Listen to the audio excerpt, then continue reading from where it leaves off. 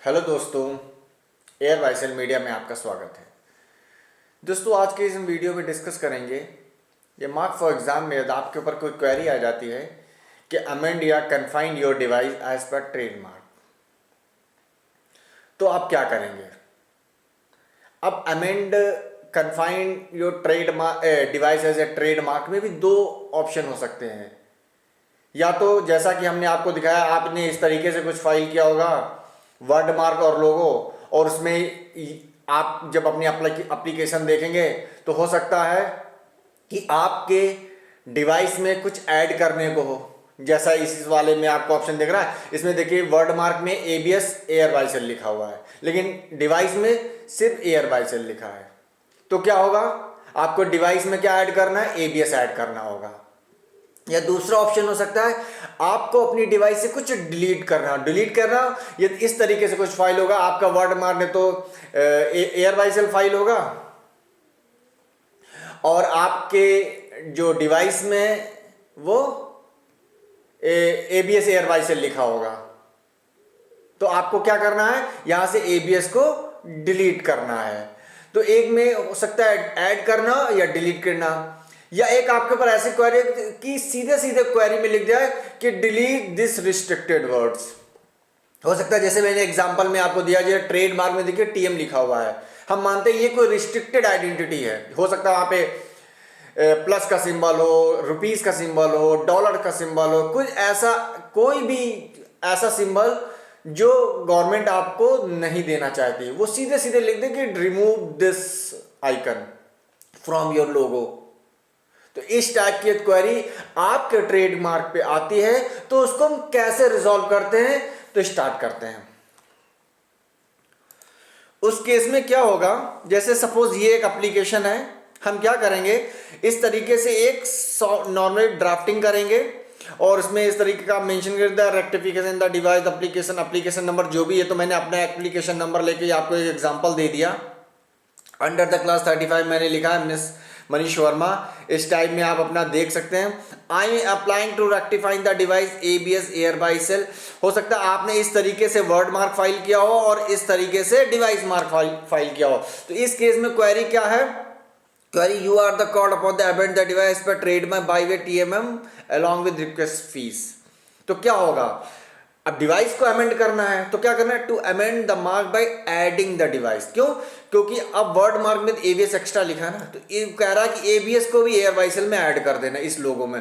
तो हम क्या करेंगे, adding the device this in the application this as per file the mark this. ये मैंने फाइल किया था इन क्लास 35, जो भी आपका क्लास ऑफ मेंशन कर दे।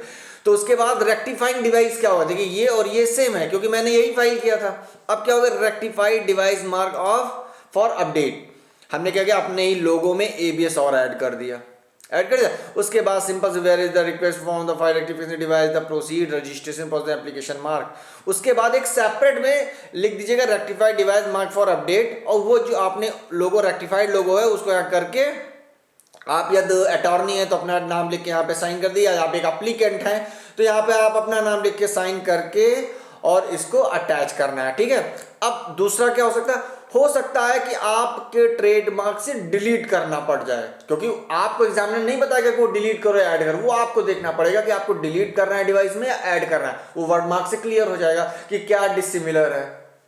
यहां पर क्या है, सिंपल देख सकते हैं, ऐसे ही आपको ड्राफ्ट कर देना है to amend the mark by deleting the ABS word.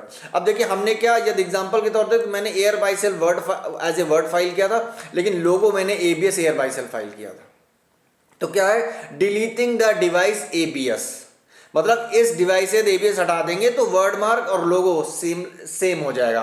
तो from the application this as per file of the mark this in class 35। Okay, उसके बाद rectified device mark for the update.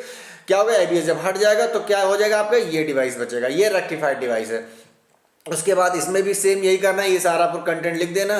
उसके बाद रेक्टिफाइड डिवाइस और जो rectified हो उसको यहाँ मेंशन करके आप अपलोड कर दीजिएगा। अभी हम आपको बताएंगे कि एप्लीकेशन में कैसे अपलोड करेंगे। उसके बाद एक क्वेरी थी कि सीधे सीधे बोलता था कि रिस्ट्रिक्टेड आइडेंटिटी को हटाए हैं, तो सीधे सीधे क्या होगा, you are required to submit fresh label device after deleting this word from the label wise. वो डायरेक्ट आपको क्वेरी में ही ऐसा मेंशन कर दे कि ये चीज डिलीट करिए, वो कुछ भी हो सकता है। मैंने एक एग्जांपल किया, टीएम ले लिया कि इसे हटाना है, तो to amend the mark deleting the device this from this end for the mark this in the class 35 rectified device किया, मैंने टीएम हटाया और ये रेक्टिफाइड डिवाइस हो गए। इसको भी आपको क्या करना है, rectified device mark for update, जो रेक्टिफाइड डिवाइस यहाँ करके आप अटॉर्नी तो अपना साइन कर दीजिए, नाम लिख दीजिएगा, या आप अप्लीकेंट हैं खुद आप अपना ट्रेडमार्क फाइल को तो अपना नाम करके यहाँ पर आप इस तरीके से ड्राफ्ट रेडी कर लीजिएगा। उसके बाद क्या करना है, आपको एप्लीकेशन में जाना है, आपको टीएमएम सेलेक्ट करना है, टीएमएम में जाएंगे, उसके बाद आपको जाना है correction of clerical for amendment your 37, आपको इसमें जाना है, क्लिक करेंगे। अब मैं अपना ही एप्लीकेशन नंबर लेके आपको एग्जांपल के तौर पे बता दे रहा हूं आपको क्या करना है। एप्लीकेशन नंबर डालिए, ये बाय डिफॉल्ट एप्लीकेशन यही सेलेक्ट रखिएगा। एप्लीकेशन जैसे करेंगे आपको इस तरीके का डेटा निकल गया। अब यदि आप खुद एप्लीकेंट हैं, आप किसी और से फाइल लें, उस केस में आपके पास ये इंफॉर्मेशन आपके पेज पे नहीं शो करेगी, क्योंकि आपका इंडिविजुअल लॉगिन, ये अटॉर्नी लॉगिन आप देख सकते हैं, ये अटॉर्नी का लॉगिन, इसलिए यहाँ पर ये अटॉर्नी की डिटेल्स के लिए आ रहा होगा। ध्यान रखिएगा ये डिटेल और ये डिटेल आप क्या कीजिएगा, आपके में यदि यहाँ पे सर्विस फॉर एड्रेस सही सेम आ रहा हो तो आपको कुछ करने की ज़रूरत नहीं है, देख लीजिए इस तरीके से ही रहे। और ईमेल आप अपना डाल दीजिएगा, जैसे जो भी हो आपका ईमेल आईडी,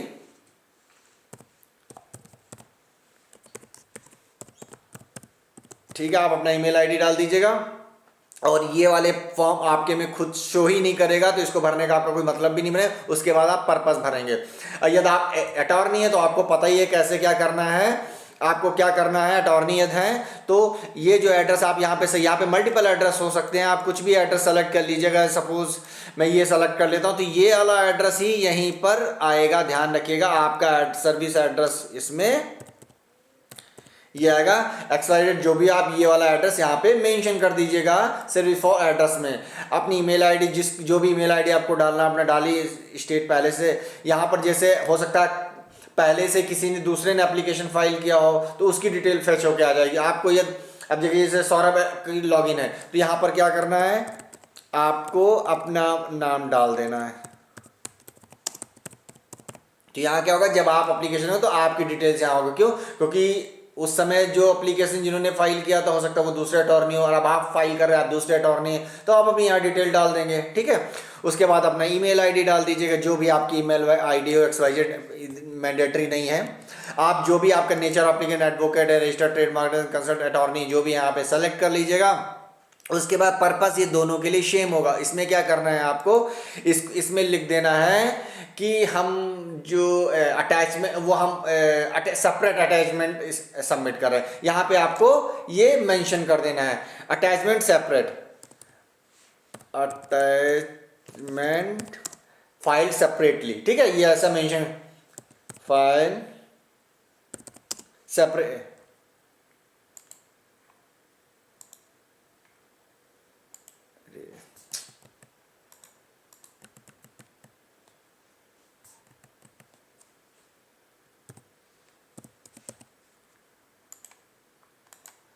अटैच सेपरेटली। ठीक है, ये यहाँ पे आप मेंशन कर लीजिएगा। उसके बाद आपको क्या करना है, अपलोड पे जाइएगा। अपलोड पे जैसे ही जाएंगे आपको यहाँ पे क्या करना हो, स्टेटमेंट का एनेक्शन, आपको एनेक्शन में जाना है, आप चूज फाइल में जाना है। जैसे आप चूज फाइल में जाएंगे आप सीधे अपने डेस्कटॉप पे, हमने अपना बना के रखा कंटेंट, वो हम डेस्कटॉप पे जाना है, डेमो में जाना है, और यहाँ पे हम क्या करेंगे वो एनेक्सर सपोज ये है, सपोज मैं इसको यहाँ पे अपलोड कर दूंगा और उसके बाद अपलोड कर दूंगा। ठीक है, और यदि आप अटॉर्नी है तो आपको पीओ अटैच करना मैंडेटरी, और यदि आप पीओ एप्लीकेंट है तो आपको पीओ जरूरत नहीं पड़ेगी।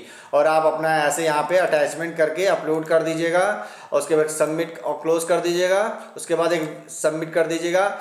एक बार प्रीव्यू करके ज़रूर देख लीजिएगा कि आपने जो भी एप्लीकेशन फाइल किया वो सही है कि नहीं। उसके बाद क्या करना है, आपको सिंपल से उसमें जाके साइन डॉक्यूमेंट सबमिट कर देना है, और जैसे ही आप सबमिट करेंगे आपकी क्वेरी रिजॉल्व हो जाएगी। दोस्तों यदि आपको तभी भी कोई दिक्कत आ रही है इस कमेंट देके कमेंट बॉक्स में बता सकते हैं।